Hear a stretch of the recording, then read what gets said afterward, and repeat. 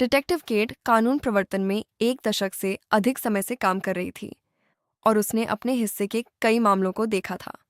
लेकिन जब उसे एक मर्डर किए गए सीईओ के बारे में कॉल मिली तो उसे पता था कि यह मामला उसके अब तक के सभी मामलों से अलग होगा। जब केट अपराध स्थल पर पहुंची तो उसने एक भयानक दृश्य देखा।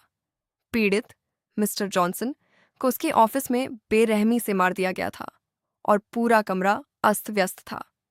जैसे ही केट ने जांच शुरू की, उसे एहसास हुआ कि हत्यारे ने पीछे कई ऐसे सुराग छोड़े थे जो किसी बड़े पहेली का हिस्सा लग रहे थे। दीवारों पर गुप्त संदेश लिखे हुए थे, फर्श पर अजीब प्रतीक बने हुए थे और कमरे में कई ऐसी चीजें बिखरी हुई थीं जो आपस में जुड़ी हुई नहीं लगती थीं। जैसे जैसे वह सुरागों का पीछा करती गई, केट खुद को साजिश और धोखे के जाल में फंसा हुआ पाया।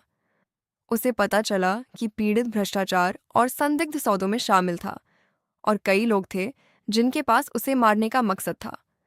केट ने इस पहेली को सुलझाने और हत्यारे की पहचान करने के लिए लगातार मेहनत की। उसने सबूतों का विश्लेषण करने, गवाहों से पूछताछ करने और यहाँ तक कि एक प्रसिद्ध पहेली विशेषज्ञ की मदद लेने में अनगिनत घंटे बिताए। चुनौतियों के बावजूद केट ने आखिरकार मामला सुलझा लिया।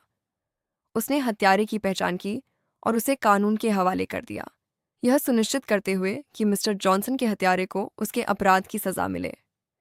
जब उसने केस बंद किया तो केट को एहसास हुआ कि यह मामला उसके करियर के सबसे जटिल और चुनौतीपूर्ण मामलों में से एक था। लेकिन उसने यह भी सीखा कि बारीकी से ध्यान देना, दृढ़ता और न्याय की खोज कितनी महत्वपूर्ण होती है। सालों बाद केट रिटायर हो गई, लेकिन उसे पता था कि यह मामला हमेशा उसके साथ रहेगा। यह उसे मानव मस्तिष्क की शक्ति और किसी रहस्य को सुलझाने के लिए लोगों के अद्भुत प्रयासों की याद दिलाता रहेगा। और उसे हमेशा वे सबक याद रहेंगे जो उसने इस मामले से सीखे थे।